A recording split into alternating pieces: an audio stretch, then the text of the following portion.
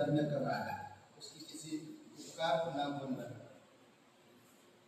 हमें परमेश्वर के उपकार को कभी नहीं भूलना चाहिए और पूरे मन से उसकी आराधना करते हैं। आप तैयार हैं? हालेलुया। हालेलुया। पवित्र महान सर्वशक्तिमान परमेश्वर पिता का धन्यवाद है। तुम योग्य है, महिमा की स्तुति की। प्रभु हरि हमारी हृदय से, हमारी आत्मा से जो भी प्रभु की बलिदान भेंट चढ़ाए वो तेरी ग्रहण योग्य है। धन्यवाद देते प्रभु, सच्चा और जीवित परमेश्वर। अभिषेक करो पिता इस समय तेरी आत्मा के द्वारा, सच्चाई से पवित्र आत्मा से भर कर तेरी महिमा कर। उसके योग्य यीशु मसीह के नाम से मांगते हैं, आमीन।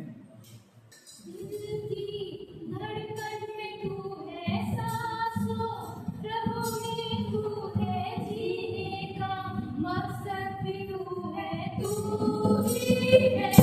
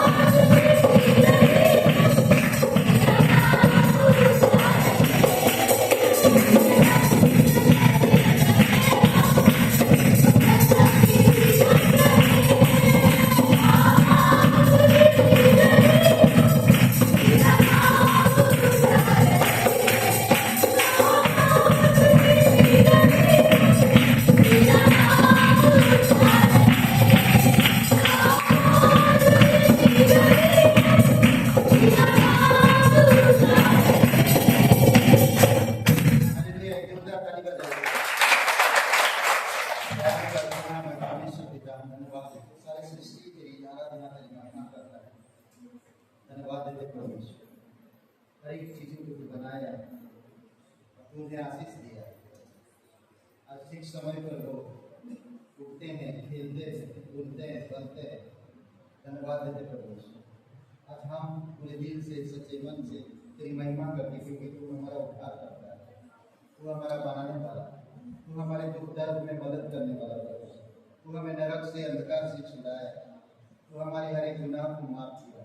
इसलिए प्रभु तेरी महिमा करते, क्योंकि तू जीवित परमेश्वर। धन्यवाद आपकी प्रेम, धन्यवाद आपकी क्रूस की कार्य, संपूर्ण कार्य के लिए धन्यवाद देते, धन्यवाद देते प्रभु। तू आज महिमा के सिंहासन पर विराजमान, तू हमारे बीच में मौजूद रहता है। धन्यवाद देते, तू हमारा रास्ता देख रहा है, तू हमारे लिए सब कुछ तैयार कर रहा है। प्रभु यीशु, इस धरती पर हम तेरी महिमा को, तेरे प्रेम को, तेरे सुसमाचार से, तेरे उद्धार को हम लोगों तक पहुंचा सके। अब हमें बल और शक्ति नहीं देते। धन्यवाद देते, धन्यवाद देते। सिर्फ मांगे नहीं, सिर्फ लेने ही नहीं, हम यहाँ पर आए हैं तेरे हाथों को नहीं, तेरे चेहरे को नहीं, हम निहारने आए हैं। सिर्फ मांगे नहीं, सिर्फ लेने ही नहीं, हम यहाँ पर आए हैं तेरे हाथों को नहीं, तेरे चेहरे को नहीं, हम निहारने आए हैं। धन्यवाद की भेंट चढ़ाने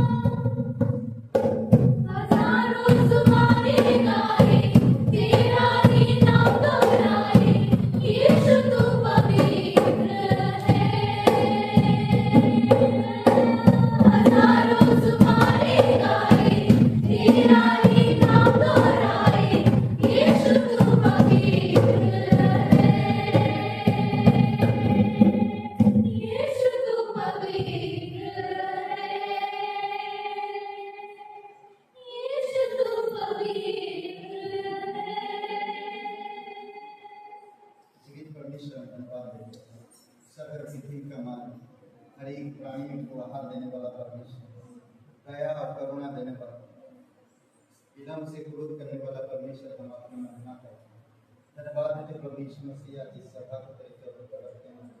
आप सबसे से बातें करिए पिता, हमारी हृदय को स्पर्श करिए, वचनों से हमें भर दीजिए प्रभु यीशु, हमें आज्ञा पालन करने में, हमें आपके मार्ग में चलने में, आपकी इच्छाओं में बने रहने में, विश्वास में बढ़ने में हमें मदद करिए। प्रभु यीशु की सच्चा और पवित्र परमेश्वर, दयालु और करुणामय परमेश्वर, धन्यवाद देते प्रभु यीशु, जय जयकार और महिमा करें। धन्यवाद देते प्रत्येक हृदय आत्मा को अभिषेक करो, अनॉइंटिंग करो प्रभु यीशु, तेरी आत्मा की सामर्थ्य, आत्मा के द्वारा प्रभु यीशु वचनों की समझने की शक्ति दीजिए पिता। धन्यवाद यीशु मसीह के नाम से मांगते हैं, आमीन। हालेलुया। एक बार आइए हम सब इस पवित्र परमेश्वर के लिए जोरदार तालियां दें।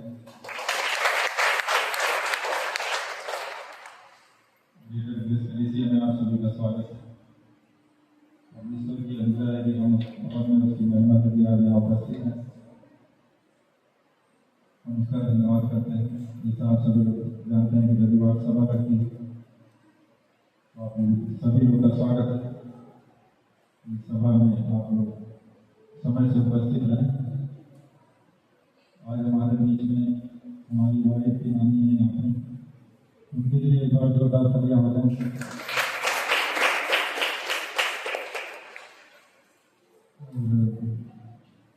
सोमवार और मंगलवार क्लास चलता है, तो आप सभी लोग से निवेदन है कि जो क्लास करना चाहते हैं वो आप लोग चर्च ऑफिस में उपस्थित होकर क्लास कर सकते हैं।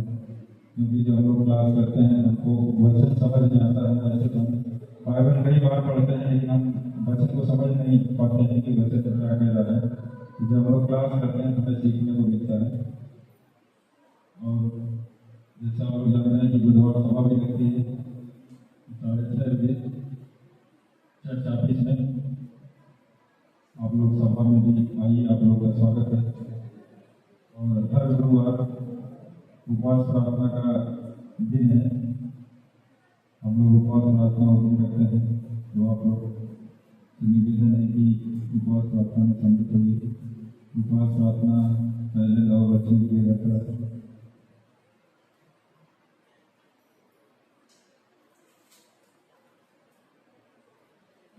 जानते हैं कि हमारे बीच भूपेंद्र, उनकी फैमिली आती है, उनके घर पर शुक्रवार को प्रेयर होता है। बिजनौर में मतलब मकान जो आस पास है तो वहाँ पे आ सकते हैं।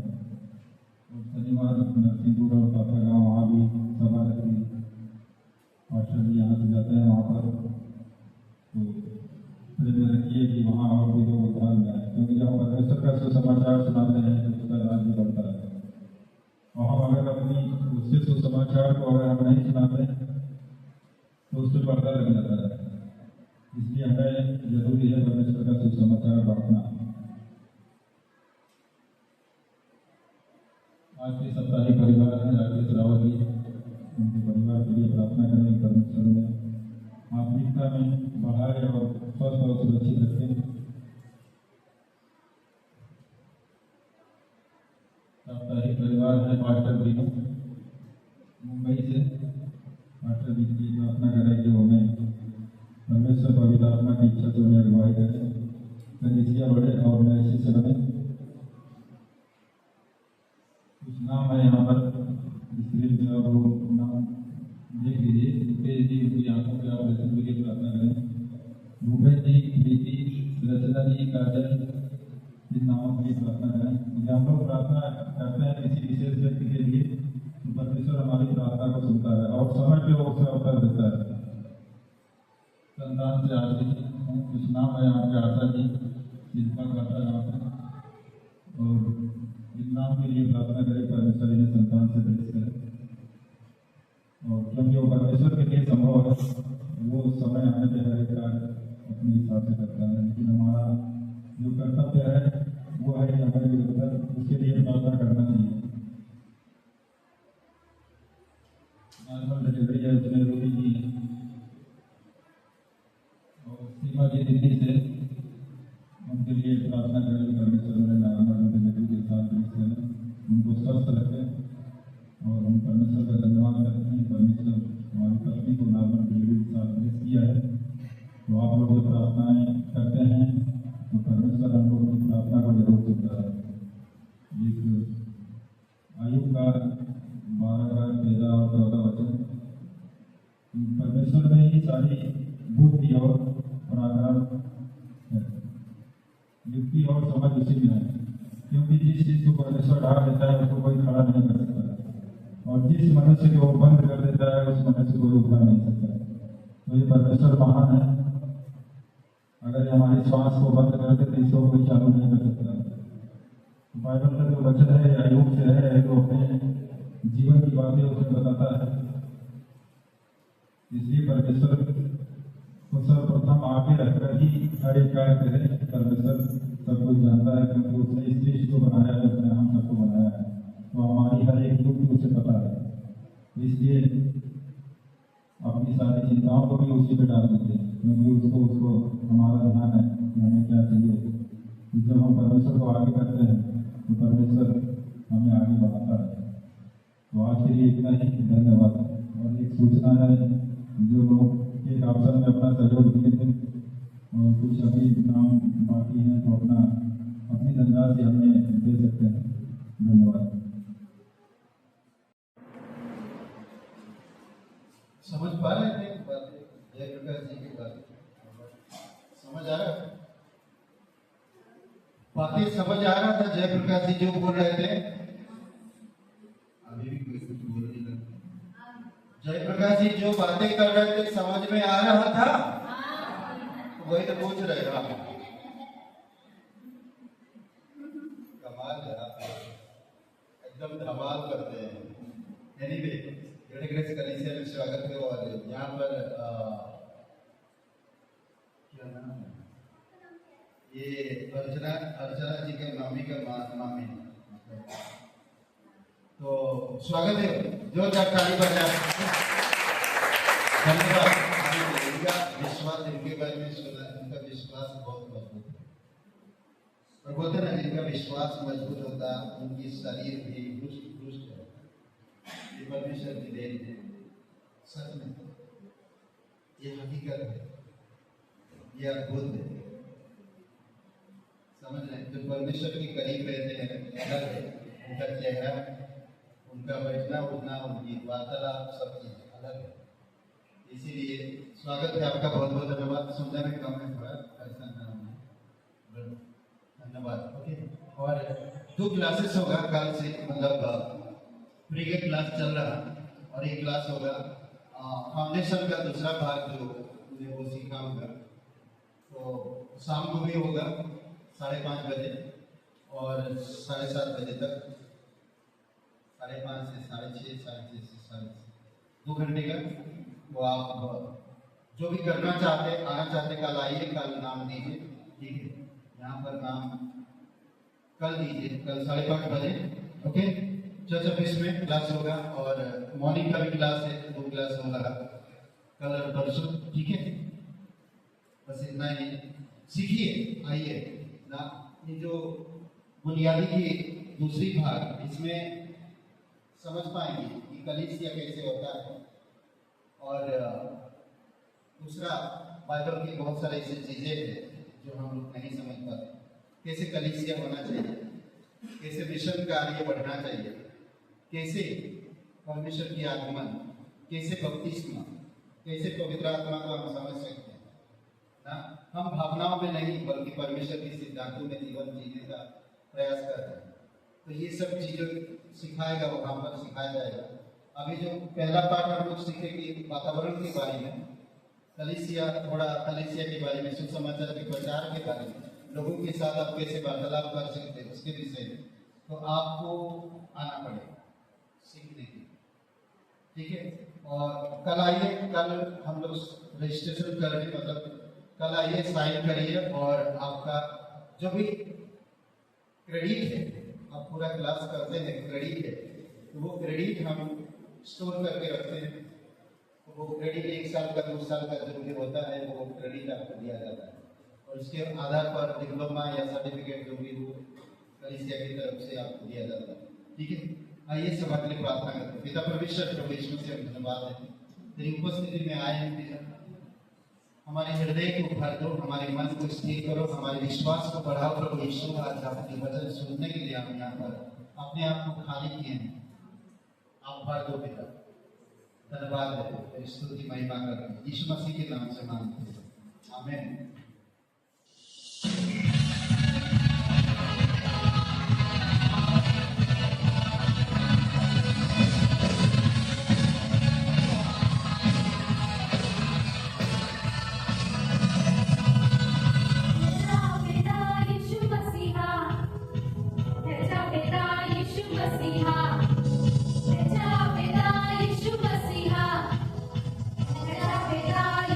Masiha,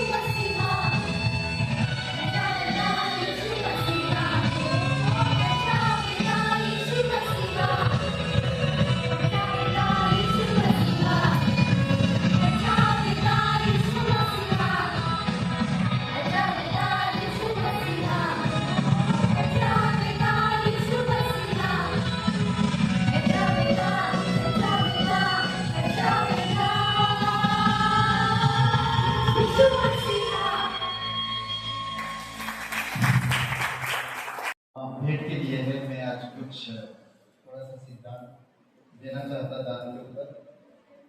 बाइबल में बहुत सारी बातें बताया दान के ऊपर, 4-5 बातें हैं जो हम लोग सोच सकते हैं।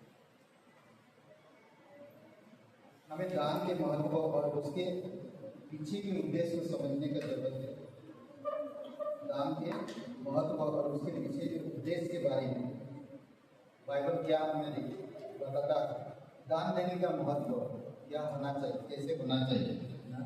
दान देने का महत्व, दान देना अच्छा है लेकिन सही तरीके से करना चाहिए। दूसरा कुरिन्थियों का ये 5वां 9 अध्याय और वचन 7 में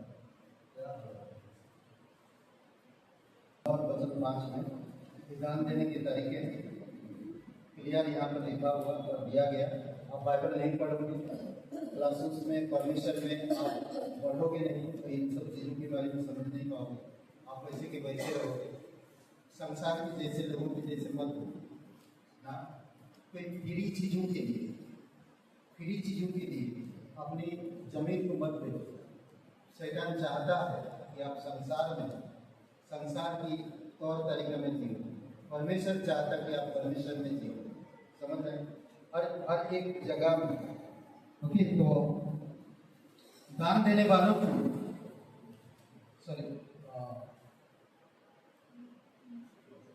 जो लोग दान देते हैं वे धन्य होते हैं। लूका का 6:38 में दान के पीछे का उद्देश्य क्या है, परमेश्वर क्यों कहता है, क्या उद्देश्य है? दान देना परमेश्वर की कृपा का प्रतीक है। आप परमेश्वर की कृपा का प्रतीक बनते हैं। दूसरा कुरिन्थियों का 9:11 दान देने, दूसरा कुरिन्थियों का 9:11 दान देने से हम परमेश्वर के प्रेम को दूसरों के साथ बांटते हैं। पहला यूहन्ना 3:17। जब हम दान देते हैं तो हम परमेश्वर के प्रेम को दूसरों को बांटते हैं, दूसरों के साथ साझा करते हैं। दान देने के तरीके, दान देना चाहिए हृदय से और स्वेच्छा से, दिल से, पूरी दिल से और अपनी इच्छा अनुसार, किसी के कहने के मुताबिक नहीं। परमेश्वर क्या कह रहा है, परमेश्वर आपके हृदय को देखता है। दान देने से हम दान देने वालों को गरीबों की जरूरतों को पूरा करने का, क्या बोला मैंने, दान देने की कृपा के पात्र हो गया। दान देना चाहिए हृदय से और स्वेच्छा से। दान देने वालों को गरीबों की जरूरतों को पूरा करने का प्रयास करना चाहिए। मत्ती का 25-31 से लेकर 46 तक। जब आप दान देते हैं तो उसका लाभ भी होता है। क्या लाभ होता है? आप हर एक जगह पे आप पैसा लगाते हैं, कई बार पैसा डूब जाता है, कई बार लाभ होता है, कई बार नहीं होता, फिर भी आप विश्वास से लगाते हैं हर जगह पे पैसा ना। कई बार हम देखे हैं कि क्या बोलते हैं, जो पैसा देते हैं अलग अलग 5 लोग 10 लोग 50,000 देते हैं और एक दिन एक इंसान लेके जाते हैं, उसको क्या बोलते हैं? बीसी। तो बीसी अलग अलग लोग बनाते हैं साहब, व्यापारी में, सोसाइटी में, ऑफिसों में, ऐसा लोग बीसी बनाते हैं। तो 12 लोग होते हैं, एक साल 12 लोग 50,000 जमा किए महीना में, तो एक जन वो बीसी उठाता है। इसी तरह से करते। कई बार वो दूसरा जो उठा लिया बीसी, वो कभी कभी पैसा नहीं देता। दूसरी महीना में जिसको बीसी जाना चाहिए उसके पास कम हो जाता है। एक इंसान, बट परमेश्वर में ऐसा नहीं। परमेश्वर अलग काम करता है। इसमें एक बात है, दान देने से हमारा आध्यात्मिक जीवन समृद्ध होता है, बढ़ता है। दूसरा कुरिन्थियों का 9:11 दान देने से हम दूसरों को भी आशीर्वाद दे सकते हैं। लूका का 6:38 में अब्राहम दान दिया। उत्पत्ति 14 अध्याय में विधवा ने मंदिर में दान दिया। लूका के 21:1-4 में विधवा में मंदिर में दान दिया। लूका 21:1-4 में ये कुछ उदाहरण था जो लोग परमेश्वर को जाना और परमेश्वर के लिए सब चीजें की। तो दान देने का मतलब ये नहीं कि हम किसी को नहीं, आपका ये आज्ञा एक है और वो आज्ञा को हम पूरा करते हैं। जब दान देते हैं सच्चाई से, हृदय से, स्वेच्छा से, परमेश्वर खुश होता है और परमेश्वर आपका आध्यात्मिक जीवन को मजबूत बनाना और समृद्धि बनाना। कई बार हम बोलते हैं छोटा छोटा चीज, अभी हमें 10 रुपया 100 रुपया फायदा होगा, 100 रुपया से क्या दे परमेश्वर? जब ज्यादा कमाएंगे ज्यादा देंगे। हमारी सोच 100 रुपया में आप शुरू करो, 100 रुपया से आप परमेश्वर का जो हक है वो परमेश्वर को दो, तो परमेश्वर आपको बढ़ाएगा। छोटी चीज में आप विश्वास योग्य बने रहोगे, बड़ी चीज आपके पास आएगा। जब बड़ी चीज आएगा तो उसमें भी आप विश्वास योग्य बने रहो, उससे भी बड़ा चीज आएगा। ये परमेश्वर की प्रतिज्ञा है। कई बार कई सारे प्रतिज्ञाओं को हम समझ नहीं पाते। परमेश्वर कहता ना, बच्चों को कहता माता पिता का आज्ञा मानो। तो जिस देश में तुम रहते हो उस देश में तुम भले चंगे रहोगे और तुम्हारा आयु बढ़ेगा और उस देश में तुम उचित स्थानों पर चलोगे। कई बार कई सारी चीजें परमेश्वर आज्ञा देता, प्रतिज्ञा देता, उसके साथ वादे ना। तो आइए प्रार्थना करते इस भेंट के लिए। पवित्र महान सर्वशक्तिमान परमेश्वर पिता धन्यवाद है, जय जयकार महिमा कर। तू राजाओं का राजा, तो प्रभु का प्रभु, जीवित और पराक्रमी परमेश्वर। प्रत्येक भाई बहन को अभिषेक करो तेरी अनुग्रह में, तेरी दया, यीशु मसीह के नाम से आमीन।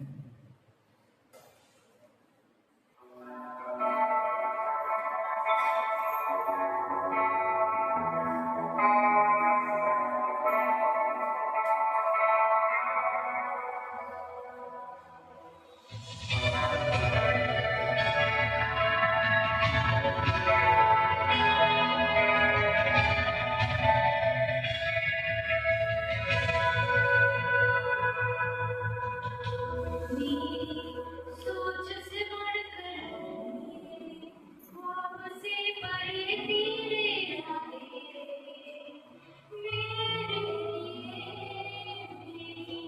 सोच से बढ़कर मेरे ख्वाब से परे तेरे इरादे मेरे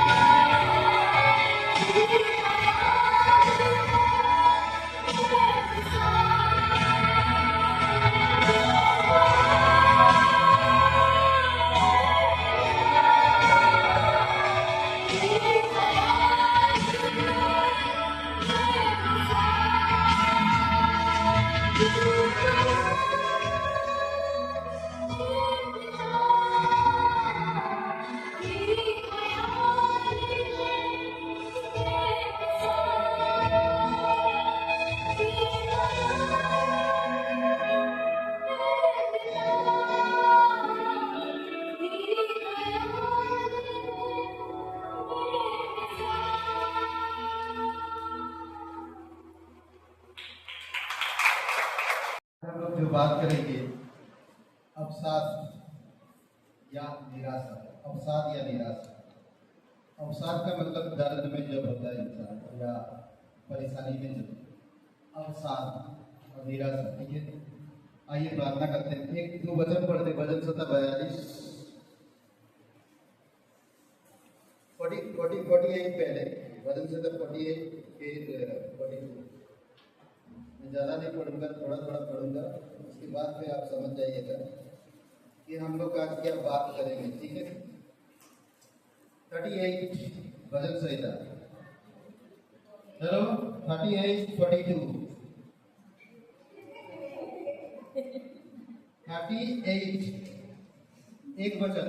हे यहोवा, क्रोध में आकर मुझे झिड़का ना दे और ना जलजलाहट में आकर मेरी ताड़ना कर, क्योंकि तेरे तीर मुझ में लगे हैं और मैं तेरे हाथ के नीचे दबा हूं।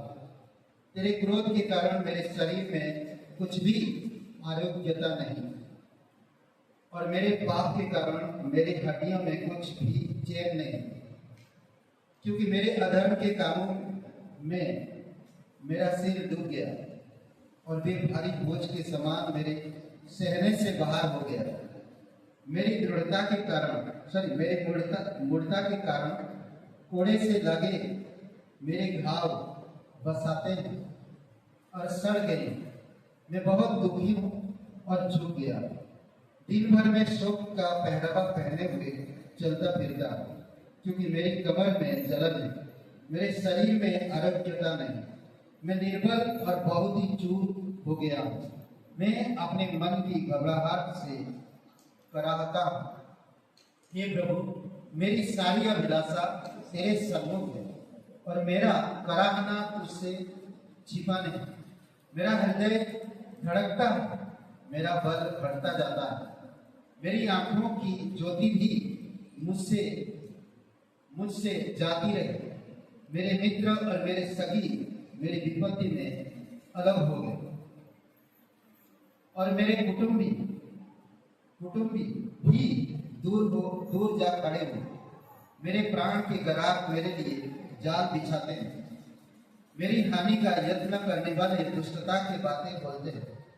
दिन भर छल की युक्ति सोचते हैं, परंतु मैं बहरे के समान सुनता ही नहीं और मैं गूंगे के समान मुंह नहीं खोलता, पर मैंने ऐसे मनुष्य के तुल्य हूं जो कुछ नहीं सुनता और जिसके मुंह से विवाद की कोई बात नहीं निकलती। मेरे मुंह से विवाद की कोई बात नहीं निकलती। ओके, आगे हम लोग जाते हैं 42। जैसे हिरणी नदी के जल के लिए हाँफती है, वैसे ही है परमेश्वर में तेरे लिए हाँफता हूँ। जीवते ईश्वर, हाँ परमेश्वर का मैं प्यासा हूँ। मैं कब जाकर परमेश्वर को अपना मुंह दिखाऊं। मेरे आंसू दिन और रात मेरा आहार हुए। मेरे आंसू दिन और रात मेरा आहार हुए और लोग दिन भर मुझसे कहते रहते हैं, तेरा परमेश्वर कहाँ है दोस्त। यह स्मरण करके मेरा प्राण शोकित हो जाता है कि मैं कैसे भीड़ के संग जाया करता था। मैं जयजयकार और धन्यवाद के साथ उत्सव करने वाली भीड़ के बीच में परमेश्वर के भवन की धीरे धीरे जाया करता था। हे मेरे प्राण, तू क्यों गिरा जाता है? तू अंधार ही अंधार क्यों व्याकुल है? परमेश्वर पर आशा लगाए, क्योंकि मैं उसके दर्शन से उद्धार पाकर फिर उसका धन्यवाद करूंगा। ओके, और यिर्मयाह का 17 अध्याय पढ़िए। यिर्मयाह 17 5 से 8। यह कहता है, श्रापित है वह पुरुष जो मनुष्य पर भरोसा रखता और उसका सहारा लेता है, जिसका मन यहोवा से भटक गया है। वह निर्जल देश के अधमरे पेड़ के समान होगा और कभी भलाई ना देखेगा। वह निर्जल और निर्जल और निर्जन तथा लोनछाई भूमि पर बसेगा। धन्य है वह पुरुष जो यहोवा पर भरोसा रखता है, जिससे परमेश्वर को अपना आधार माना हो। वह उस वृक्ष के समान होगा जो नदी के किनारे लगा हो और उसकी जड़ जल के पास फैली हो। जब धूप होगी तब उसको ना लगेगी, उसके पत्ते हरे रहेंगे और सूखे वर्ष में भी उसके विषय में कोई चिंता ना हो, क्योंकि वह कभी फलता रहेगा। पवित्र महान और सर्वशक्तिमान परमेश्वर पिता में धन्यवाद है। सारा आदर सारा गौरव हम तुझे देते परमेश्वर। तेरी इच्छा अनुसार तेरी आत्मा के सामर्थ्य हमारे हृदय को स्पर्श वचनों के द्वारा धन्यवाद है। यीशु मसीह के नाम से मांगते हैं, आमीन। ओके, आप लोग बैठ सकते हैं। एक वेदे तो बैठेगी, ओके, मैं तो मजाक कर रहा हूँ, जानते हैं आप लोग बैठ के आज सुन रहे हैं। ओके, तो साथ में है मेरे, धन्यवाद, साथ में, थैंक यू। और ये लोग कह रहे हैं इधर है, पता नहीं कोई बोला नहीं।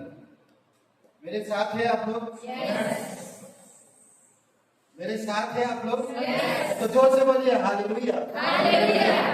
ये बड़ी बात, आप लोग बोले नहीं। ओके, आज जो हम लोग बात करेंगे और वो है अब नहीं, अब साथ और निराशा। अब नहीं, अब विश्वास का वो विश्वास, समझ गए? समझ गए? समझ गए? ओके, चलिए चलते आगे।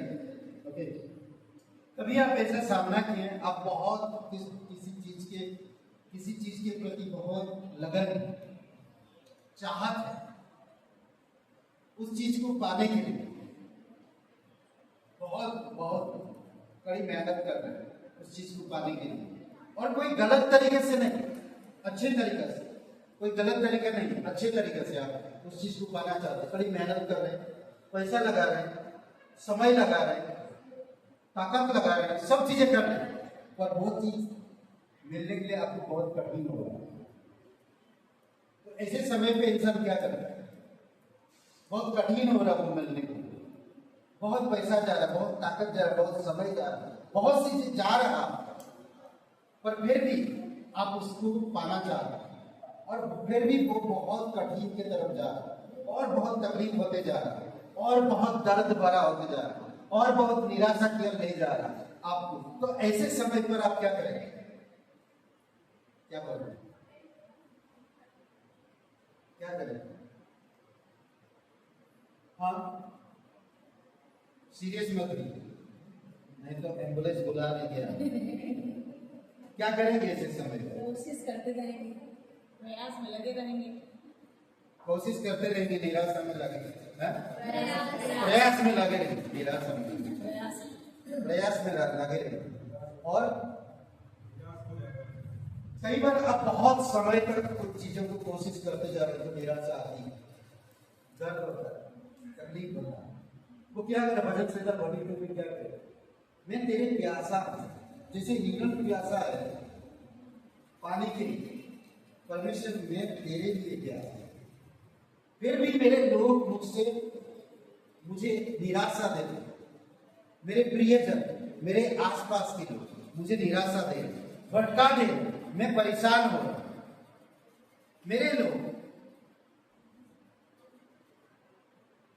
परमेश्वर कहता है कि कोई तेरा नहीं, तेरे पत्नी भी तेरा नहीं है, जब तक इस धरती पर हो तब तक। इसीलिए आमोस की किताब में, किस पर भी आप भरोसा मत करिए, भरोसा करिए परमेश्वर। परमेश्वर के साथ चल रहे हो, निराशा करने वाले लोग, दुख देने वाले लोग, बदनाम करने वाले लोग आपको उस आगे तक जाने ना देने के लिए निराशा, कहां पर पैसा लगा दे। मेरे एक दोस्त है, वो अच्छा खासा कमा रहा, उसके पास 10, 20, 25 मशीनें थी, सिलाई की मशीन, बहुत अच्छा बिजनेस है उसका, बहुत अच्छा बिजनेस है। परमेश्वर में उनको मैं सुसमाचार सुना है, वो मेरे साथ आते थे कलीसिया, हम बहुत प्रार्थना करते थे एक साथ मिलकर, बहुत प्रार्थना करते थे, समझ रहे, बहुत। और उसको बहुत निराशा होता था, उसकी जॉइंट फैमिली, उसके भाई है, परिवार है, रिश्ते हैं, बहुत है, और बहुत निराशा थी। वो कलीसिया आने में दिक्कत दिलाए, कलीसिया में बढ़ने में साथ साथ चलते थे, हम क्लासेस करते थे, बहुत दिक्कत, बहुत चीजों का सामना करें। उनकी पत्नी मानसिक प्रॉब्लम में आ गई, कई सारी चीजें हुई उनके पास, सब चीजें चल रही, पैसा चला गया, सब कुछ चला गया, जो उनका जो कारोबार था वो भी चला गया।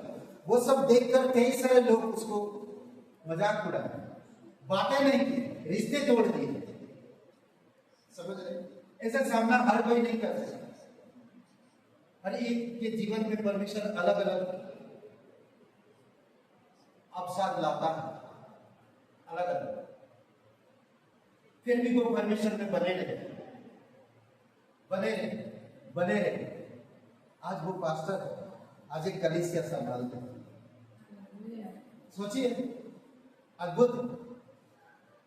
मेरा और एक दोस्त है जो मैं उनके घर में बाइबल स्टडी करता था, फेलोशिप करते थे एक दिन, और वो घर नहीं आता था उस दिन, वो दूर रहता था, जैसे मैं निकल जाऊंगा तब वो आता था। उनके परिवार से मैं पूछता था, आपका बेटा क्यों नहीं आता? तो बोलते वो आप आते ना इसीलिए नहीं आते, आप रहते जब तक वो नहीं आता, जैसे आप चला जाएंगे वो आएगा। तो परमेश्वर की आत्मा एक दिन मुझे प्रेरणा दी, मेरी पत्नी को कहा कि तुम बच्चों को लेकर घर जाओ।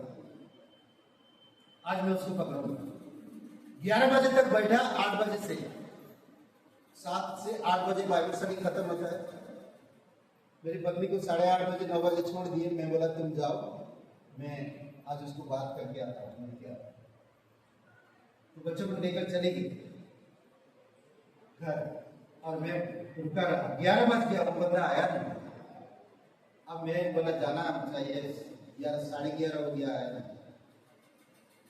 उसको कैसे पता चलता क्या मालूम, मुझे लगता कहीं से चुप के देखता हो कि अरे पास्टर जी गए चलो, तो उस दिन मैं 11:30 बजे उनके घर से निकला और धीरे धीरे आ रहा। मैं बोला अगर रास्ता में वो आ रहा है तो छोड़ूंगा नहीं, पकड़ूंगा। सच में रास्ता में मिला, और एक वृक्ष के नीचे एक छोटा सा होटल था, वहां पर बैठे। मैंने एक बात बोला, क्यों आप छुप रहे हैं परमेश्वर से? परमेश्वर आपसे और आपके परिवार से बहुत प्यार करता है। परमेश्वर कभी नहीं चाहता कि आप लोगों को दर्द में रखें। परमेश्वर की अनुग्रह को समझो, परमेश्वर के उद्धार को समझो, लोगों को मत देखो। परमेश्वर क्या चाहता है? आई थिंक मंगलवार को बाइबल स्टडी करते हैं, फ्राइडे, मंगलवार, ट्यूसडे की बात नहीं हुआ, और ट्यूसडे से लेकर संडे तक मिले नहीं, शनिवार तक नहीं मिले, रविवार को कलीसिया, उस दिन के बाद वो पीछे नहीं है। आज वो एक पास्टर है, बड़े कलीसिया चला है, मुंबई वासी में चलाते रहे। कई सारी चीजें हैं जो आप समझ सकते हैं। कई बार आपके साथ आपकी दोस्त, खास दोस्त, आपको परमेश्वर में बढ़ने नहीं देते। आप कैसे हो परमेश्वर के लिए, आप रुके हो परमेश्वर के लिए, पर कई बार आपके रिलेटिव, आपकी सागे संबंधी, आपके फ्रेंड सर्कल आपको बढ़ने नहीं देता। समझ रहे? कई बार ऐसा होगा, कई बार आपकी रिलेटिव आपको बढ़ने नहीं देते। कई बार लोगों को हमने मिला, कई बार लोगों को कहा ये आपको मौका, परमेश्वर आपको मौका दे रहा है, आप सब छोड़ो परमेश्वर के पास आओ। लोग नहीं आते, थोड़ी समय तकलीफ होगा, दर्द होगा। आप किसके लिए दर्द और तकलीफ से रहे? परमेश्वर। परमेश्वर जानता आपकी भूत, वर्तमान और भविष्य अच्छी तरह से समझता है, अच्छी तरह से जानता है। कई सारे बाइबल में उदाहरण है लोगों के जीवन को देखे, किस तरह से वो लोग जीवन जिया। एक पास्टर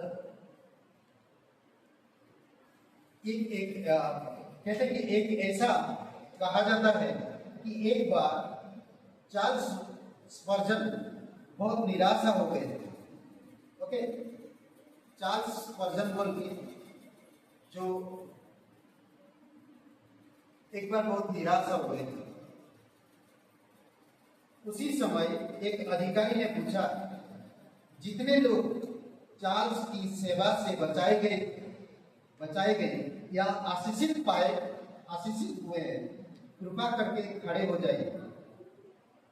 ओके, चार्ल्स स्पर्जन निराशा है, वो बैठे हैं और कहा कि जितने भी लोग चार्ल्स की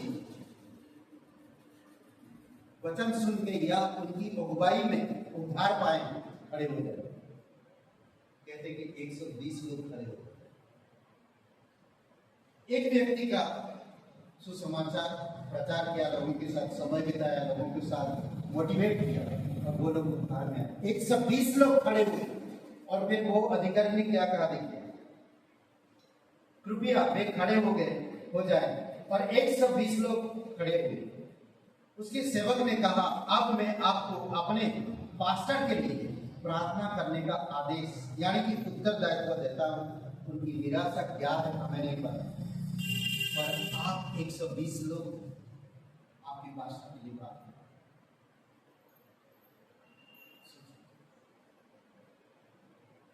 उनकी निराशा दूर हो। परमेश्वर अद्भुत काम करता है। परमेश्वर के अनेक सेवक निराशा या अवसाद के दलदल में गए। बहुत सारे ऐसे सेवक हैं जो निराशा और अवसाद में गए। उनके कुछ अनुभवों का लेख हम लोग का बातें करेंगे हमारे पास है, ताकि हम उनकी निराशाओं और अवसादों से बच सकें।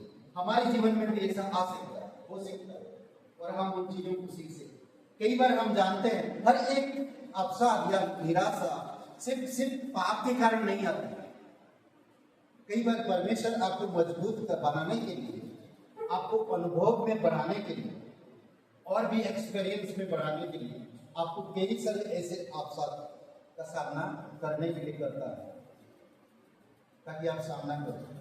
परमेश्वर कह सकता आप सीधा जाओ ना, क्यों? इजराइल लोगों को 13 दिन के रास्ता या 11 दिन के रास्ता में वो 40 साल लगा।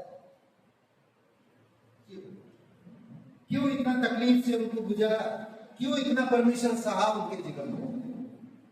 क्योंकि लोगों का हृदय, लोगों के मन को देखना था। ऐसे लोगों को चाहिए था जो सच में परमेश्वर के लिए समर्पित हो सके, संकल्प ले सके, कदम उठा सके, निर्णय ले सके परमेश्वर के। कोई भी नहीं अलावा मूसा के अलावा सिर्फ 2 लोग, एसू और कालेब। यही 2 लोग परमेश्वर की वादे किए हुए देश में प्रवेश कर सके और 20 साल के नीचे जितने भी लोग प्रवेश कर पाए का नाम दे सके, बाकी कोई भी नहीं। यहाँ तक मूसा भी नहीं, क्योंकि सेवा करते करते मूसा कहा था एक बार 2 बार कुछ गलतियां किया था, उसके कारण वो प्रवेश नहीं कर सके। परमेश्वर ने कहा मूसा तंग आ गया था, लोगों से तंग आ गया था, परेशान हो गया, मैं अब नहीं कर सकता सेवा प्रभु, मुझे मार दो, मेरे प्राण ले लो, अब नहीं कर सकता। ये लोग इतना बेकार कर सोचा मूसा, ये लोग समझते नहीं है। मूसा ने कहा, आई थिंक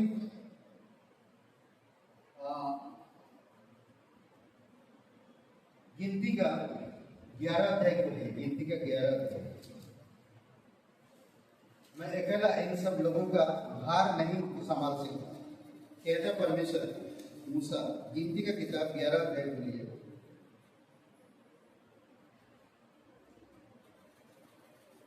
कितना कितना वचन बोला? 11 अध्याय 11 बोला, वचन नहीं बोला, मुझे भी नहीं मालूम कितना। ओके 12 वचन पढ़ रहे। क्या ये सब लोग मेरी ही कोख में पड़े थे? मूसा कह रहा है, मूसा द्वारा 70 अगुओं का चुना जाना, उसके बाद फिर मूसा भी कहता है ओके, क्या ये सब लोग मेरी ही कोख में पड़े थे? क्या मैं ही ने उनको उत्पन्न किया?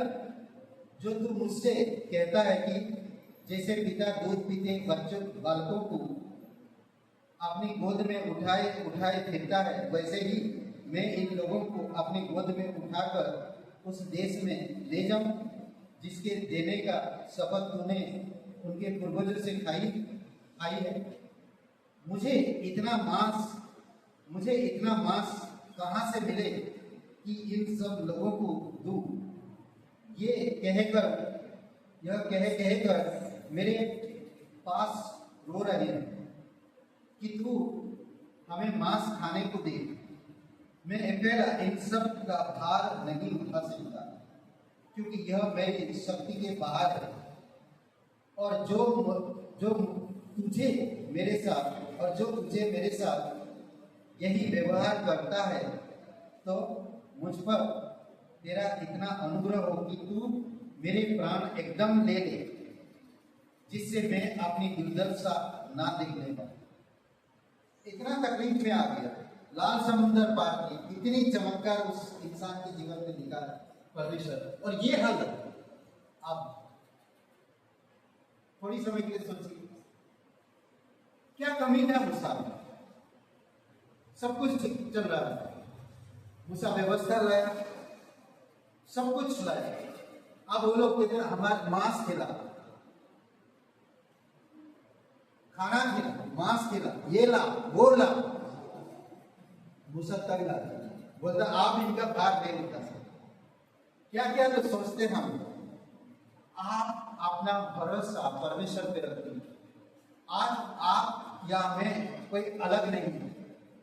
परमेश्वर मुझसे बात कर सकता तो आपसे भी बात कर सकता। परमेश्वर के वरदान का हकदार हम सभी हैं। उसकी वरदान को समझने के लिए परमेश्वर के करीब, परमेश्वर की इच्छा अनुसार चलना होगा। उसकी वरदान हम सबके लिए, कोई अच्छा शिक्षक, कोई अच्छा प्रचारक, कोई अच्छा गायक, कोई अच्छा लीडर, कोई अच्छा प्रबंधकारी बन सकता। सेवा कार्य को आगे बढ़ाने के लिए, प्रचार के लिए, प्रीचिंग के लिए बहुत सारे ऐसे वरदान है परमेश्वर का जो देना चाहता है। पर कई बार हम अपना स्थितियों को, अपना तौर तरीकों में हम फंसे रहते और परमेश्वर की वरदान को अपने जीवन में देख नहीं पाते। समझ रहे? पवित्र आत्मा कभी भी किसी को अनफेयर नहीं करता। अनफेयर का मतलब समझते? हाँ, अनफेयर क्या होता है? भेदभाव नहीं करता। समझ रहे? पवित्र आत्मा कभी भी भेदभाव नहीं करता। सोचिए थोड़ी समय, जब परमेश्वर भेदभाव नहीं करता तो मैं कौन होता? परमेश्वर के वरदान को ग्रहण करो। समय लगेगा, इंतजार करो, सीखो, थोड़ा थोड़ा करके बढ़ो। परमेश्वर ब्लेस करेगा। समझ रहे हैं? ब्लेस करेगा परमेश्वर। पूरा भजन से 38-42 पढ़िएगा पूरा, तब आप समझ पाएंगे। ओके, हम उनकी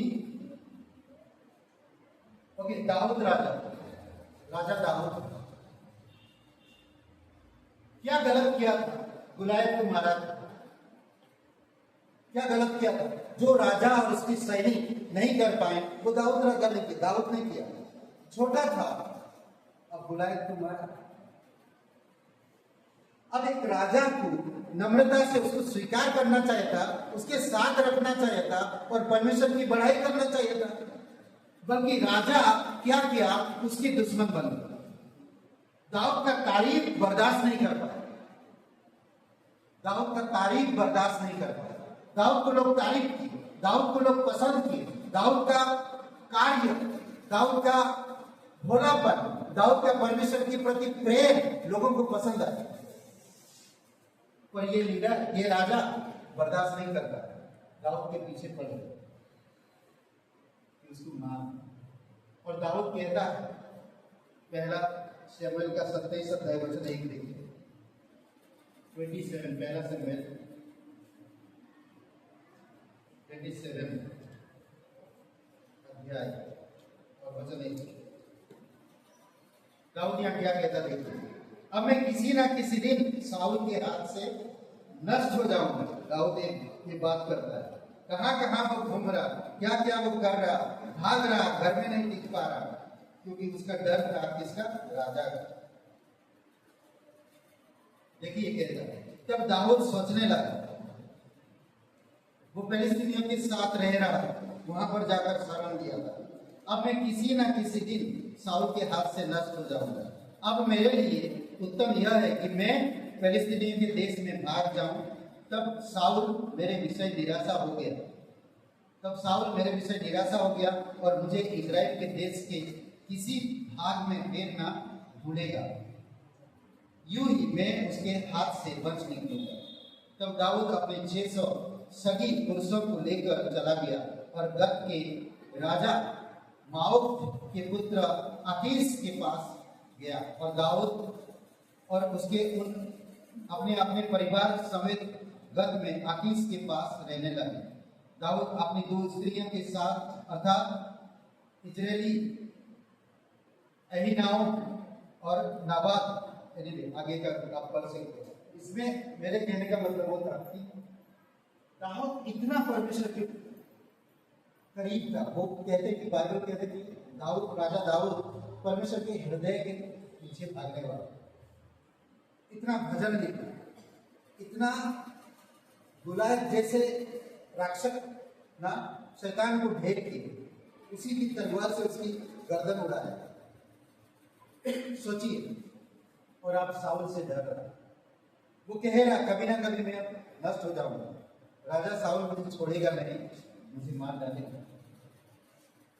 डर किसी भी इंसान से होता है। हम भले कितने भी विश्वासी हो, मजबूत, फिर भी निराशा में हम आते हैं, परेशानी में हम आते हैं, तकलीफ में हम पड़ते हैं। कई सारी चीजें हमारे जीवन में घटेगा, घटित होगा, घटनाएं होंगी, ताकि वो आपका स्टोरी मजबूत बन सके। आप ऐसे समय पर भी परमेश्वर पे भरोसा करें। कहते कि दाऊद गुफा में जाकर झुकता था, उसको खाने के लिए बहुत तकलीफ होता था, और जो भी लोग उसके साथ थे, 600 लोग, कहते कि ये लोग भी कर्जदार थे, कोई बीमारी था, कोई परेशानियों में डूबा हुआ लोग था, और दाऊद के साथ रहते थे। दाऊद उनको कहता था, मेरे पास से चले जाओ, मैं तुम्हारा कुछ नहीं कर सकता, क्योंकि दाऊद एक सच्चा था, परमेश्वर के प्रति वफादार था, इसीलिए लोगों को पसंद था। हम लोग अमित और रूबी के घर में प्रचार कर रहे थे, वजह से एक बता रहा कि घर में भी ईमानदार रहो तो बाहर भी ईमानदार रहो, और देश की ऐसे लोगों के साथ मत दो जो लोग झूठे और बेईमानी से काम करें। अद्भुत बात है, समझ रहे? इसीलिए कई बार आपके जीवन में निराशा, अवसाद आएगी, परेशानियां होगी, बट आप परमेश्वर में बने रहो। ये लोग मृत्यु मांग, आप नहीं कर सकता, मूसा के समय भार नहीं उठा सकता परमेश्वर, बस हो गया। ये लोग नहीं समझते, बार बार मांस मांगते हैं, खाना मांगते हैं, कभी कुछ मुझे नहीं समझ में आ रहा, मेरे कोख में ये लोग पैदा नहीं, मेरे सागे नहीं है, मुझे इनका देखभाल नहीं करना, हटाओ मुझसे, भले मेरे प्राण ले चले गए, और किसी को खड़ा कर दो चले। कभी कभी आप और मैं भी सोचते हैं,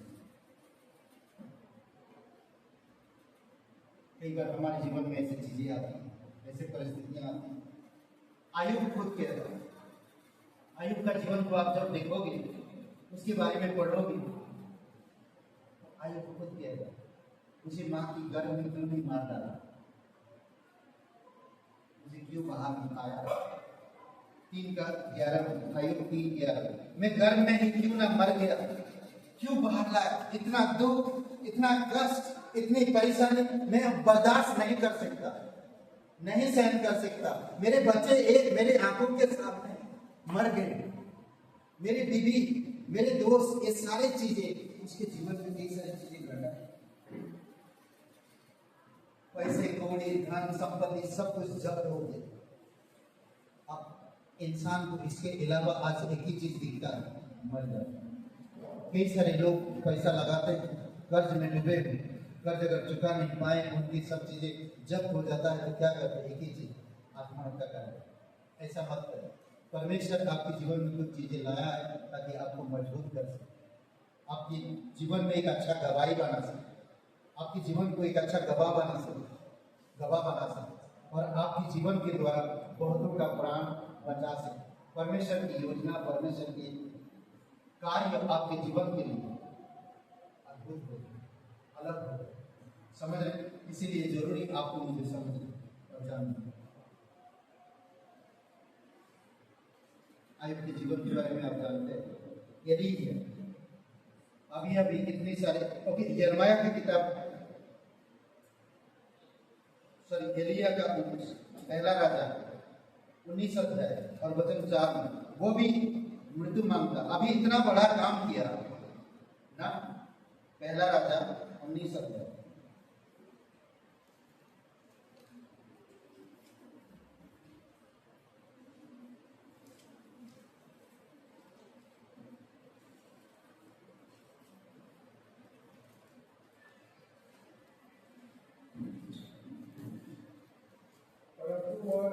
जंगल में एक दिन के मार्ग पर जाकर एक झाव के पेड़ के तले बैठ गए। वहां उसने यह कहकर अपनी मृत्यु बंदी, हे यहोवा, बस अब मेरा प्राण ले ले, क्योंकि मैं अपने प्रभुओं से अच्छा नहीं। मेरा प्राण ले ले। उससे पहले उसने 18 अध्याय में कहते कि 4.5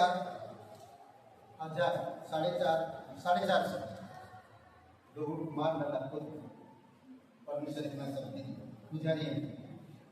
सोचिए थोड़ी समय पहले क्या उसका जीवन था, अब वो मृत्यु मांग रहा परमेश्वर से, क्योंकि कहता कि आप राजा सब विश्वासियों को खत्म कर दो, कोई नहीं बचा, मैं एक बच गया, मुझे भी मिले परमेश्वर, मेरा भी प्राण ले। बहुत लंबा तक भागा, जंगल में जा, जंगल पहाड़ पार किया, थक गया, अब ताकत नहीं उसके पास, तब कह रहा मेरा प्राण ले ले। कई बार आप और मेरा पैसा खत्म हो जाते हैं, अपनी बुद्धि खत्म हो जाते हैं, अपनी लेन देन लोगों से आप कोई दे नहीं रहा, सहारा कोई नहीं है, तब तो हम कहते हैं अब मैं क्या करूं, ले ले प्रभु मुझे उठा ले। ऐसे होता, ऐसे समय पर सोचिए आपके जीवन के द्वारा परमेश्वर अद्भुत काम करना चाहता है। कई बार आप और मैं परिस्थितियों को देखकर परमेश्वर की योजना को समझ नहीं पाते। फिर एलिया वहां पर परमेश्वर दर्शन देता है और दर्शन देकर कहता है कि हे थोड़ा पानी पी ले, थोड़ा रोटी खा ले। परमेश्वर खुद उसको इंतजाम करा। सोचिए कौवा उसको लाकर, पक्षी उसको लाकर खाना दे रहे, वाह। सोचिए थोड़ी समय के फिर तुझे बहुत चलना है, फिर उसको ले गया और ले जाकर दिखाया कि परमेश्वर ने नबियों को कितना बचा के रखा। आप इन स्टोरी को पढ़िए और अपने जीवन को देखिए। आज कई सारी जगह पर प्रोसिक्यूशन हो रहा है, कई सारी चीजें बंद हो रहा है। डरिए मत, भयभीत मत, लोगों की बातों पर ध्यान मत दिए, परमेश्वर पे भरोसा रखिए। यिर्मयाह क्या कह रहा कि धन्य है वे लोग जो परमेश्वर भरोसा रखते हैं, परंतु जो मनुष्य पर भरोसा रखते हैं वो लूनछाई, अधमरे, रेगिस्तान, सूखेपन उनके जीवन में होगा। सब चीजें होगा पर वो लोग सब चीजों को आनंद नहीं ले पाएंगे। उनका जीवन अधमरा होगा, लोनछाई में जीवन होगा, खुशी नहीं होगी। सब चीजें तो है पर आनंद और खुशी और प्रेम नहीं, समझ रहे? इसीलिए परमेश्वर पर भरोसा रखिए, विश्वास करें।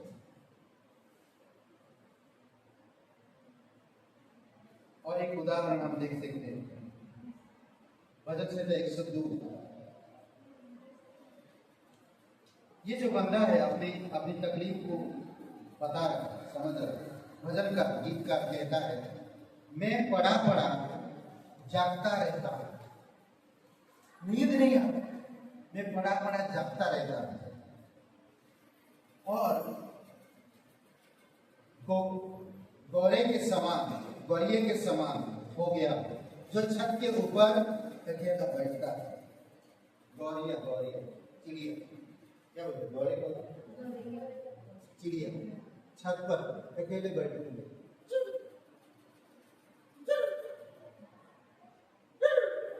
करते रहते अकेले बैठे। वो कह रहा मैं पढ़े पढ़े सोच रहा, जैसे चिड़िया छत पर अकेले बैठे रहते हैं वैसे मेरा जीवन है। गीत कर नहीं कर, लोग निराशा दे रहे हैं। मैं परमेश्वर में बढ़ना चाहता हूं पर लोग मुझे रोक रहे हैं, मेरे सगे रोक रहे हैं, बढ़ने नहीं दे, मेरे रिश्तेदार, मेरे सगे मित्र नहीं बढ़ने दे। क्या करोगे? अरे क्या पागल हो तुम? अच्छा खासा नौकरी छोड़ के तुम जा रहे हो। कई बार लोग आपको बोलेंगे, बट परमेश्वर जो करेगा लोग नहीं करेगा। समझ रहे? लोग बोलेंगे, हमेशा बोलेंगे, आप जाओ या ना जाओ, लोग बोलेंगे। बट जब आप परमेश्वर के लिए निर्णय लेते हो और परमेश्वर के लिए काम करते हो तो परमेश्वर बढ़ाता है। एक लड़का अपनी जब स्कूल जाता है तो उसका जूता फटा हुआ रहता है, उसका बस्ता मतलब जो किताबें ले जाता है तो बैग भी फटा हुआ है, उसका शर्ट पीछे से फटा रहता है, उसका पैंट में बटन नहीं होता, रस्सी बांध के पैंट बांधता है। उसका पिताजी से कहता है कि पिताजी मेरे पास जूता नहीं है। पिताजी जूते का काम करते पर उसके पास जूता है।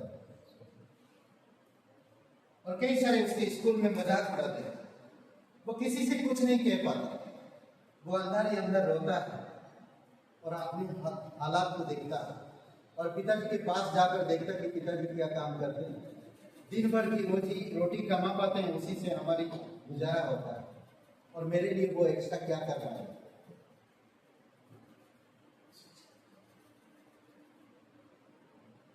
वो स्कूल जाता है, स्कूल में बहुत तकलीफ होती है। उसमें से बहुत बड़ा घर का एक लड़का उसका फ्रेंड बनता है। वो गाड़ी में आता है, उसका शर्ट, उसका जूते, उसके यूनिफॉर्म, उसकी सब चीजें। एक बार वो चल के जा रहा था, वो बड़े घर का लड़का, और एक पुल क्रॉस करना था, वो लड़का क्रॉस नहीं कर पाया क्योंकि ये तो भागता है खाली पैर में, किधर भी भागता है, किधर भी उछलता है, किधर भी कूदता है, उसको कोई प्रॉब्लम नहीं। पानी में भी वो निकल जाएगा, नाले में भी निकल जाएगा, पेड़ में चढ़ जाएगा, छोटी छोटी चीजों पर निकल जाएगा चल के आराम से। पर कोई बड़े घर का ये सब चीजें प्रैक्टिस नहीं होता।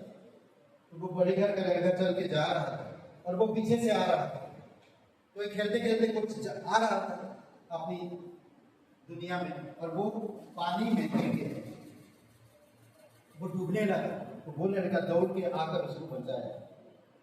जब उसको बचाया, उसकी सारे पैंट जूता सब खराब हो गए, उसी हालात में उसके घर पे लेकर गया वो लड़का, उसको गरीब घर का लड़का। उसके घर पे जब लेकर गया, उसका घर देखकर वो हैरान हो गया, इतना बड़ा घर है। तो कहते कि उसी दिन से उसका फ्रेंड बन गया, अच्छा दोस्त बन गया। और उसी दिन से उसका पिताजी ने कहा कि तुम दोनों एक ही साथ यहीं पर रहकर पढ़ाई।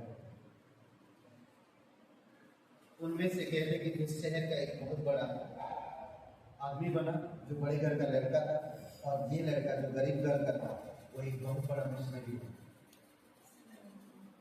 सोच सकते हैं परमेश्वर काम करता है, एक बहुत बड़ा मिशनरी बना, और वो मिशनरी बनकर कहाँ आया जानते हैं? इंडिया, भारत में। अपनी देश, अपनी घर, अपनी कुटुंब, अपने परिवार, अपने रिश्तेदार, अपने फ्रेंड, अपनी दोस्त, सब कुछ छोड़कर वो इंडिया में आए। इसके लिए परमेश्वर।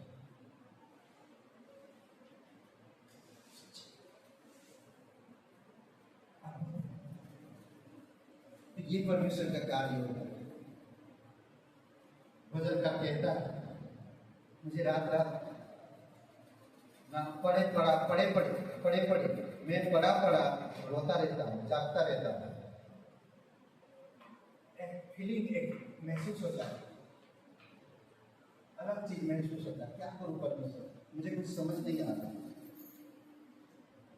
कई बार आपकी मनपसंद चीजें नहीं मिल पाती, कई बार आपकी जो जीवन में करना चाहते हैं वो चीजें नहीं हो पाती, तकलीफ होता है, परेशानी होते हैं। ऐसे समय पे किसी को आप शेयर नहीं कर सकते, किसी को बता नहीं सकते। ऐसे समय पे केवल परमेश्वर ही आपका सहारा है। वो कहता ना भजन से 38 में, वो कह रहा है मैं चुप था, मैं किसी को जवाब नहीं दे पा रहा था। मैं वो लोग डिबेट कर रहे हैं, मैं कुछ नहीं बोल पा रहा, मैं चुप हूं। सुन रहा हूं मैं, मगर बोल नहीं रहा, कुछ नहीं कर पा रहा। मेरे पास शक्ति नहीं, मुंह खोल नहीं पा रहा हूं। जब आपको चारों तरफ से सुनेंगे, आपके हालात को देखकर चारों तरफ से बोलेंगे, तो आप क्या बोलेंगे? ऐसे समय में लड़ेंगे। 38 बोलिए वापस, भजन से 38 मुझे बहुत अच्छा लगा वापस। और एक बार पढ़ते फिर मैं बंद करूंगा। 30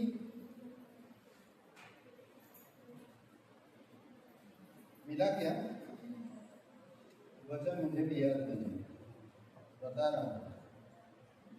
38 का 13 देखिए क्या कहता है। ओके, तो उससे पहले वचन 10 में कहता, मेरा हृदय धड़कता है, मेरा बल घटता जाता है, मेरी आंखों की ज्योति भी मुझसे जाती रही। मेरे मित्र और मेरे सागे मेरे विपत्ति में अलग हो गए। मेरे कुटुंब भी दूर जा खड़े हुए। मेरे प्राण के ग्राहक मेरे लिए जाल बिछाते हैं। मेरी हानि का यत्न करने वाले दुष्टता की बातें बोलते हैं, दिन भर छल की युक्ति सोचते हैं। तो वो क्या करेगा ऐसे हालात में? परंतु मैं बहरे के समान सुनता ही नहीं, मैं गूंगे के समान मुंह नहीं खोलूंगा, वरन मैं ऐसे मनुष्य के तुल्य हूं जो कुछ नहीं सुनता और जिसके मुंह से विवाद की बात नहीं निकलती। कुछ भी नहीं, चुप हो जाता, बोलने नहीं, करने नहीं। उठाओ परमेश्वर। भजन से 42 मैं प्यासा हूं जैसे हिरण की तरह। प्यासा जब रहेंगे तो तकलीफ आएगा। जब आप पानी की तरफ जाएंगे, एक हिरण जब पानी की तरफ जाता है ना, पानी की जब प्यास आता है, जानते हैं मगरमच्छ है, उसको पता नहीं, जानते हैं शेर, जानते हैं चीता मगरमच्छ, जानते हैं वो भेड़िए, जानते हैं वो क्या बोलते हैं उसको, आईना को क्या बोलते हैं? लकड़बाग,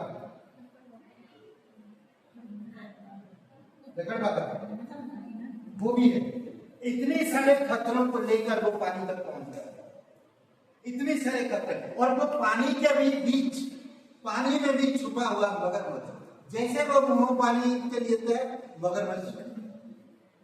इन सब चीजों के बावजूद भी, इतना खतरा देखने के बावजूद भी वो पानी पीने के लिए तड़पता है। समझ रहे? ये हमारा जीवन है, ये हमारा जीवन है। छोटी छोटी चीजों में हम ताने सुनते हैं। कई सारे आप कुछ गलतियां करते हैं, उन चीजों को सालों साल वो ताने सुनते रहे।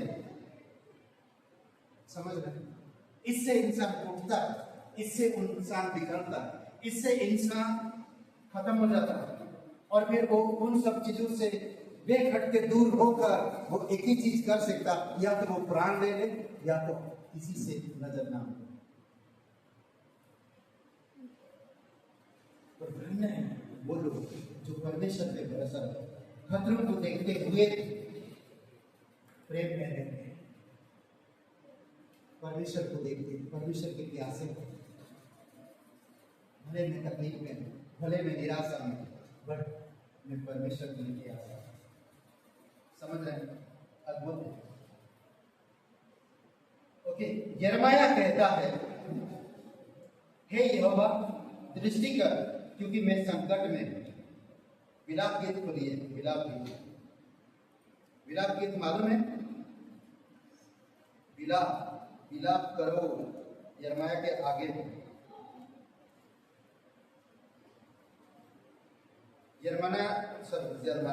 यरमाया ही खुद लिखा है विलाप गीत को। मिला पहला है और वचन 20 को देखिए। 20 में इस प्रकार कहता, हे यहोवा दृष्टि कर, मैं संकट में हूं, मेरी अंतड़ियां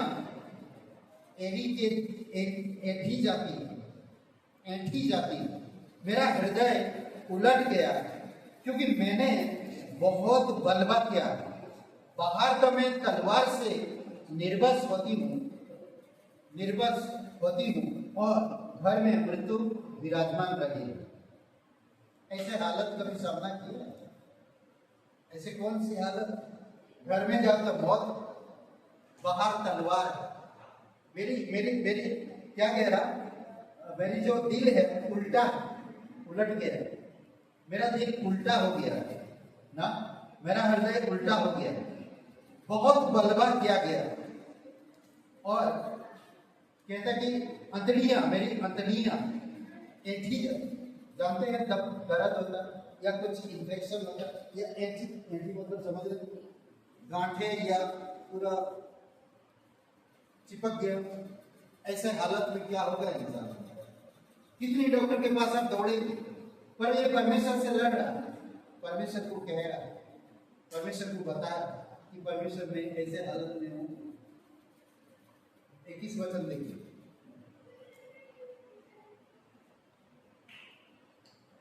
उन्होंने सुना है कि मैं कराहती हूं, परंतु कोई मुझे शांति नहीं देता। मेरे सब शत्रुओं ने मेरे विपत्ति का समाचार सुना है, वे इससे हर्षित हो गए कि तू ही यह किया है। परंतु जिस दिन की चर्चा तूने प्रचार करके सुनाई है, इसको तू दिखा, तब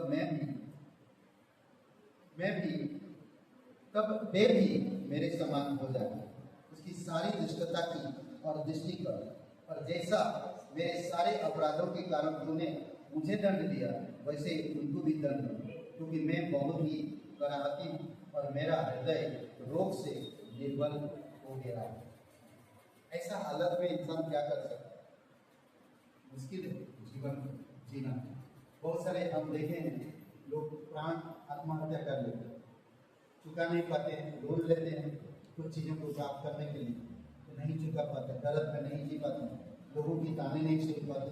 लोग जब आते हैं ऑफिसर या कोई लोन वाले, तो लोग क्या करें? एक ही चीज़, उससे बचने के लिए आत्महत्या कर रहे हैं।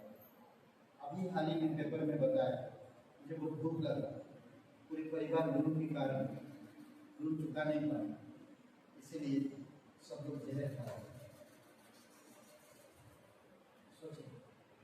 और सबके सब मरे एक ही परिवार में। अभी लखनऊ की बात पेपर में आया, इंदिरा नगर में लोग चुका नहीं, इसीलिए कह रहे कि जो लोग कहावत है, जितना पैर उतना चादर फैलाना, मगर हद से ज्यादा लोग चादर फैला ताकि और बटन हो।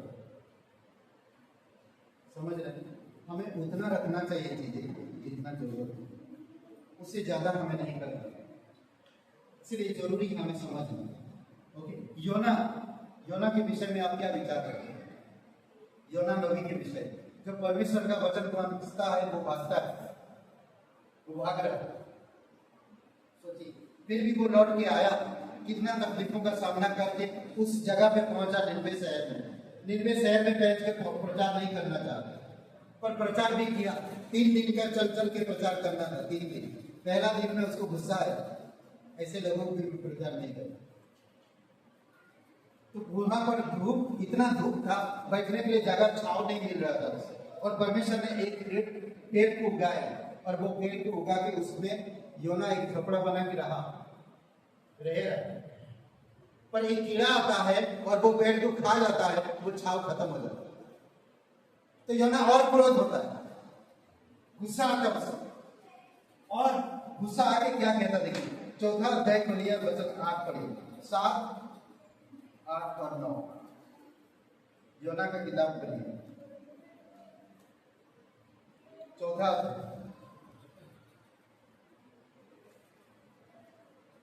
7, 8, 9 वचन। मैं पढ़ता 6 वचन से। तब यहोवा परमेश्वर ने एक रेत का पेड़ उगाकर ऐसा बढ़ाया कि योना के सिर पर छाया हो, जिससे उसका दुख दूर हो।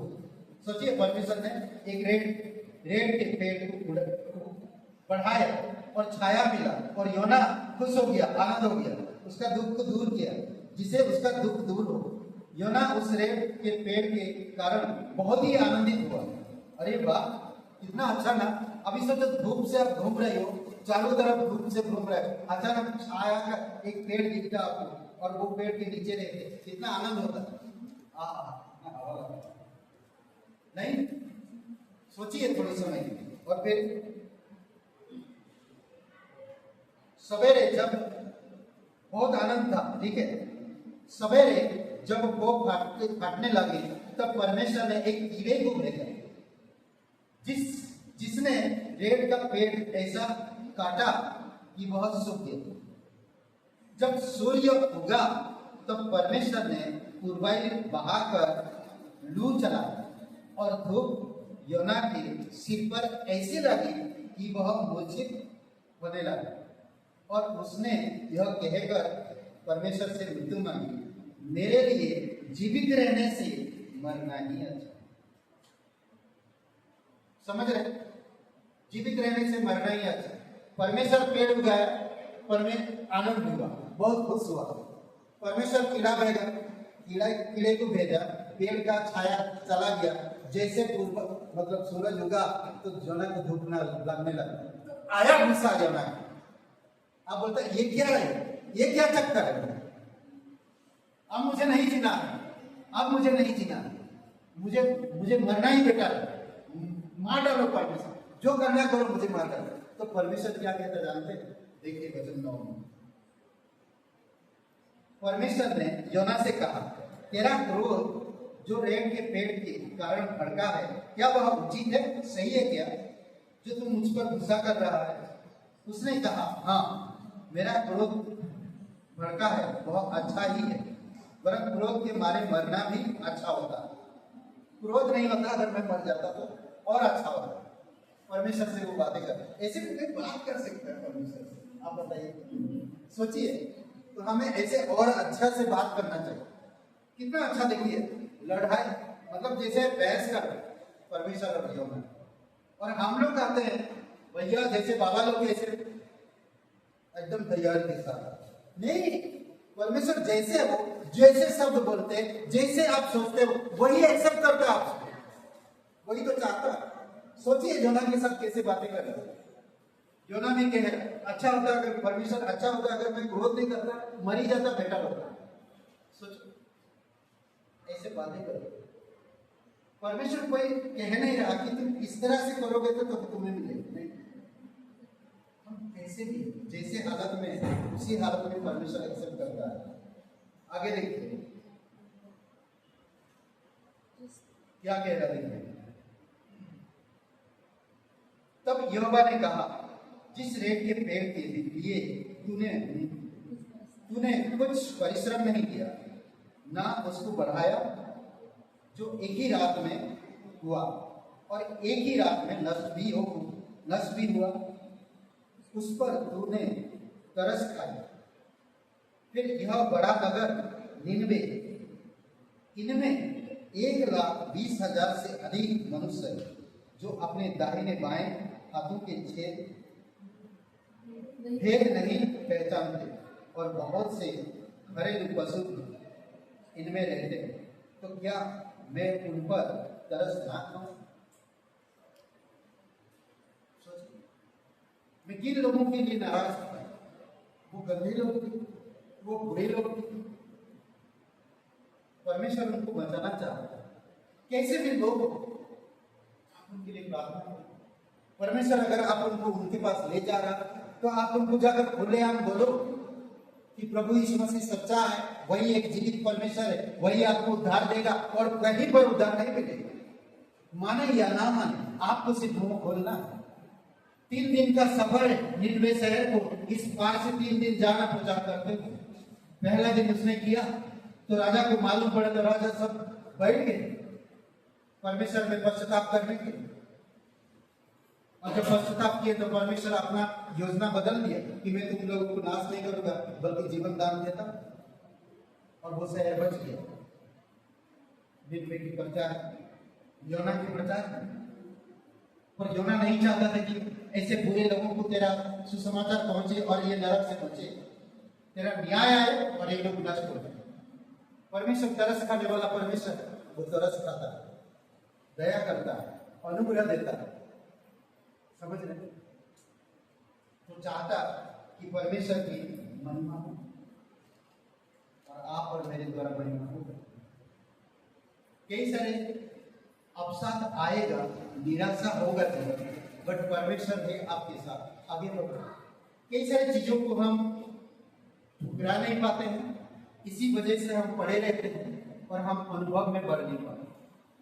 परमेश्वर चाहता कि आप अनुभव में बढ़े, परमेश्वर चाहता कि परमेश्वर की गुणों में बढ़े, परमेश्वर चाहता कि परमेश्वर की योजना में बढ़े, परमेश्वर के उद्देश्य को समझो, भेदों को समझो, वो क्या चाहता है, समझ रहे हैं?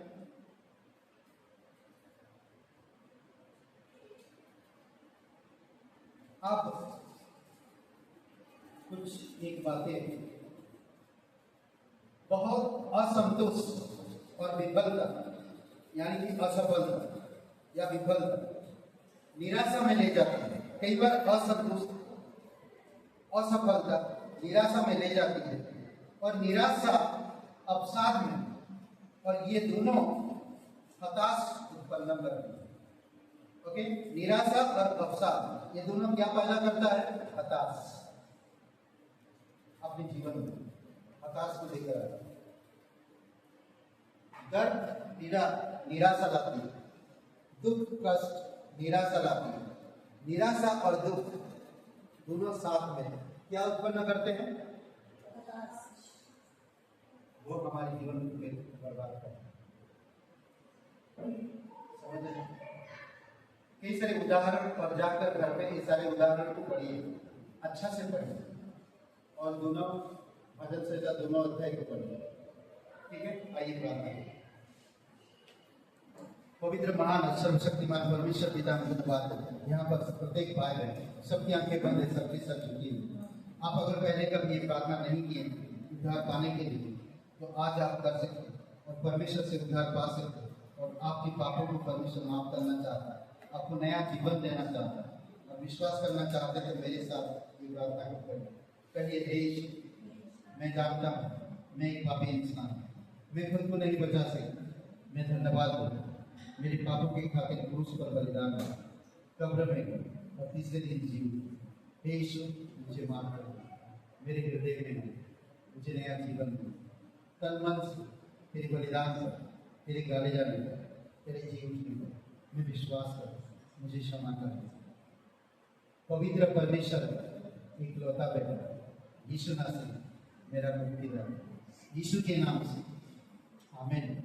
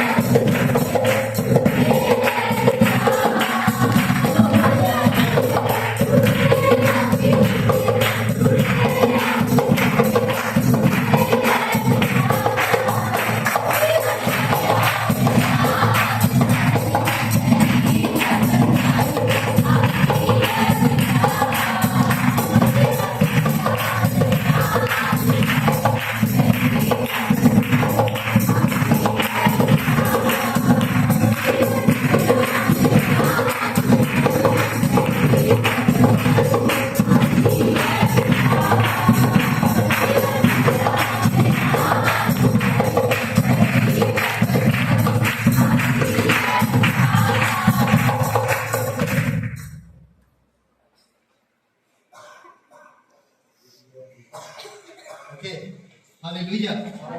जीवन मिल गया, आशीष आ गया, बने रहे। ओके, आंसू भी पूछेगा परमेश्वर, सूख जाएगा, परमेश्वर आशीष देगा। एक जोरदार ताली बजाए। बहुत धन्यवाद, हालेलुया। पिता परमेश्वर, हम धन्यवाद देते, तेरी स्तुति महिमा करें। भाई मुकेश, रचना जी, प्रीति, प्रभु यीशु और आशीष दीक्षित, पिता हम प्रार्थना करते हैं। उपेंद्र जी, पिता कृपा, प्रभु यीशु, धन्यवाद, और सभी लोगों के लिए प्रार्थना करते हैं। संजय, प्रभु यीशु तेरी अनुग्रह बनाए रखो, इन सब तेरी अनुग्रह में, तेरी समझ में, तेरी सामर्थ में आप अगुवाई करो। तू सच्चा और जीवित परमेश्वर, जो करेगा वो बेस्ट करेगा। प्रत्येक लोगों को घटी कमी शरीर में दूर करो प्रभु यीशु। दयालु और करुणामय परमेश्वर, सारा आदर सारा महिमा तुझे। प्रत्येक लोगों को छुओ प्रभु। दयालु और करुणामय परमेश्वर, धन्यवाद देते प्रभु यीशु। पिता हम प्रार्थना करते हैं, बुद्धि समझ के साथ तेरे अनुभव में, पवित्र आत्मा की भरपूरिता में, उसकी अगुवाई में, उसकी समझ और ज्ञान में, उसकी फलों में बरसेंगे तेरे लोग। घटी कमी, तकलीफ, कष्ट, वेदनाएं, इन सब चीजें साथ आएगा। और जब हम तेरे साथ पॉजिटिव यानी कि सकारात्मक रहेंगे तो हम सब ठीक रहेंगे। प्रभु यीशु, सिर दर्द, स्टोन की शिकायत, शरीर में दर्द या घुटने में दर्द, प्रभु यीशु तेरे नाम से दूर होने पाए। तेरे लोगों को तू संभालता है, सुरक्षित रखता है, आप उनको अगुवाई करोगे। धन्यवाद देते, राजाओं का राजा तो प्रभुओं का प्रभु, सर्वशक्तिमान परमेश्वर, बच्चे बड़े सभी लोगों को तेरी अनुग्रह में, तेरी शिक्षा में, तेरी समझ में, भरपूरी के साथ बढ़ने में आप मदद करोगे। धन्यवाद देते, जय जयकार करो यीशु मसीह के नाम से मांगते हैं, आमीन। सबको आशीष मिले, बहुत बहुत धन्यवाद।